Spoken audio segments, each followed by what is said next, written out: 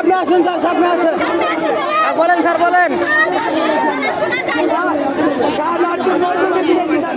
আমরা বিচার চাই, বিচার।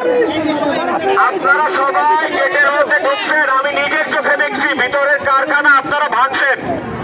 আমার নিজের চোখে দেখা ভিতরে 3-4টা কারখানা আপনারা ভাঙছেন। আপনারা কিচ্ছু হবে না, কথা দিলাম, আপনারা সবাই চলে যান। আমাদের লোক আসতেছে, আমাদের লোক আসার আগে আপনারা চলে যান। আপনাদের একটা ভালো উপদেশ দেই, আমাদের লোক বামদিক দিয়ে আসলে আপনাদের সমস্যা হবে। আপনারা গেট ছেড়ে চলে যান। সকলে সবাই আমাদের কাছে আছে, সেই কাছে আপনারা চলে যান।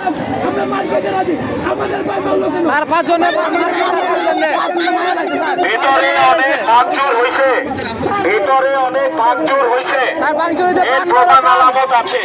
যা হোক, কিচ্ছু হবে না। এখন আমরা দায়িত্ব নিছি, আপনারা এখানে গেটে দাঁড়িয়ে কথা বললে কোনো লাভ হবে না। স্যার, মানুষের প্রাণ বড়। আমাদের উপর ভরসা রাখেন, আমাদের উপর ভরসা রাখেন এবং আপনারা পিছন দিয়ে চলে যান। আমাদের সেনাবাহিনীর লোক আসবে, ভিতরে ঢুকবে।